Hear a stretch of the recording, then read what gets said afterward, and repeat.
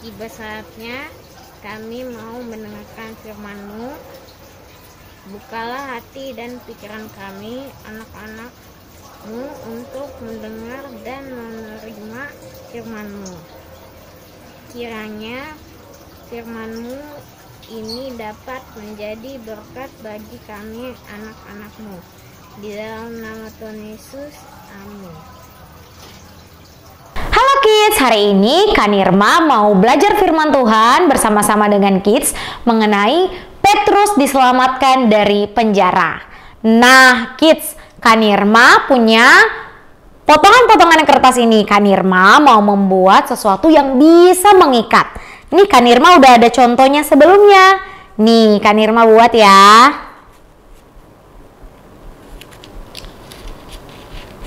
Nah, dia menjadi rantai kertas, mengingatkan kita pada cerita Alkitab hari ini. Kita akan belajar bagaimana Petrus dirantai dan dimasukkan ke dalam penjara. Kids, menurutmu apakah rantai dapat menghentikan Allah untuk menyelamatkan Petrus? Tentu tidak. Allah lebih besar dari rantai apapun. Mari bersiap-siap untuk mendengarkan bagaimana Allah menyelamatkan Petrus dari penjara.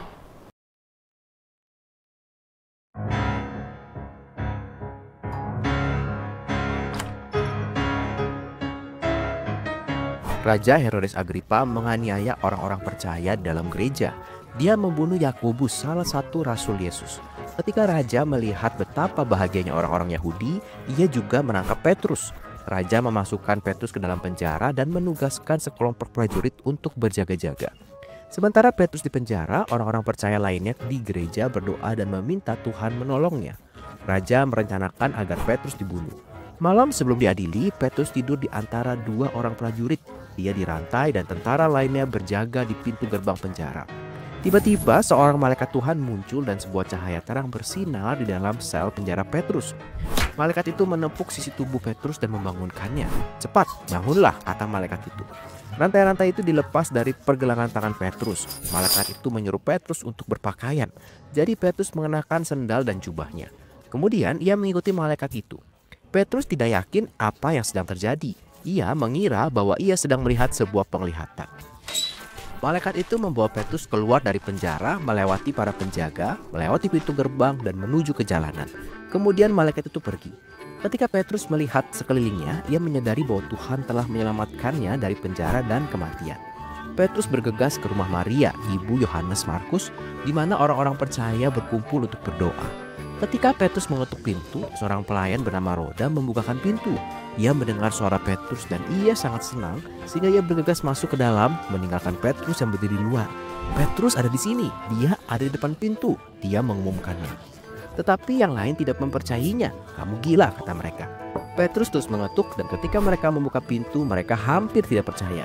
Petrus memberi syarat kepada mereka untuk diam dan ia menceritakan kepada mereka bagaimana Tuhan telah menyelamatkannya dari penjara.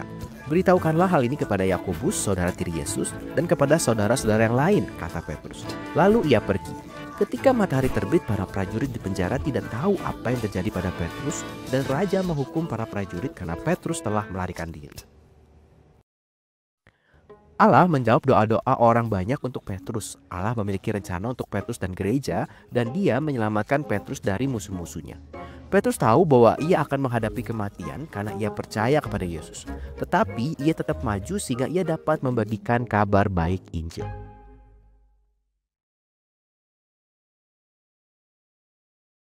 Kids, bagian firman Tuhan ini diambil dari Kisah Para Rasul 12. Ada rencana untuk penganiayaan Petrus dengan memasukkannya ke dalam penjara dan benar saja Petrus masuk dalam penjara. Apa yang dilakukan gereja ketika Petrus di penjara? Gereja berdoa. Mereka meminta Allah untuk menyelamatkan Petrus dari penjara. Umat Allah memiliki hati yang ingin berbicara dengannya dan datang kepadanya untuk semua kebutuhan mereka. Doa adalah cara kita datang ke hadirat Allah. Doa adalah cara kita berbicara dan mendengarkan Tuhan sehingga kita dapat dihibur olehnya, mengalami damai sejahtera, dan menguatkan iman kita kepadanya. Allah mendengar doa-doa jemaat dan mengutus seorang malaikat untuk menyelamatkan Petrus. Apa yang dilakukan Petrus ketika malaikat menyelamatkannya? Pada saat itu Petrus sedang tertidur ketika malaikat itu menyelamatkannya. Nah, menurut Kids, mengapa Petrus dapat bangun di dalam penjara? Padahal ia tahu bahwa teman baiknya Yakobus baru saja dibunuh. Mungkin Petrus percaya kepada Allah. Apapun yang dihadapinya, bahkan jika itu adalah kematian, Petrus rela mati demi Injil. Karena ia memiliki iman bahwa meskipun ia mati bagi Yesus, ia akan hidup selama-lamanya bersama dengan Tuhan Yesus. Nah, Petrus dipenjara karena ia memberitakan Injil. Ketika malaikat datang kepada Petrus, ia sedang tertidur. Apakah Kids dapat tidur di dalam penjara? Padahal Kids tahu bahwa raja ingin membunuh Anda. Kira-kira bisa tidur nggak ya? Nah, Kids akan menjadi respon yang normal untuk merasa takut dalam situasi yang sulit. Tetapi Petrus dapat tidur meskipun ia menghadapi kematian karena ia percaya kepada Allah dan bersedia memberikan hidupnya untuk Injil. Bagi orang Kristen, masa-masa sulit bukanlah akhir dari segalanya, karena kita selalu memiliki pengharapan untuk hidup bersama Yesus selamanya. Seperti Petrus, kita dapat percaya bahwa entah Tuhan memilih untuk menyelamatkan kita atau tidak, Yesus telah menyelamatkan kita untuk menikmati surga bersamanya. Allah menggunakan doa-doa umatnya untuk menyelamatkan Petrus dari penjara. Allah mungkin tidak selalu menjawab doa kita seperti yang kita inginkan atau seperti yang kita pikirkan.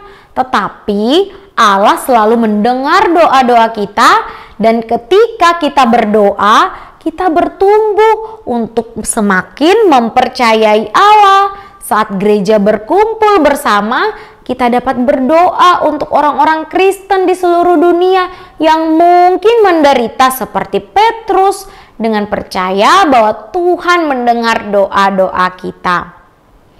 Nah, Kids, Allah menjawab doa-doa orang banyak untuk Petrus.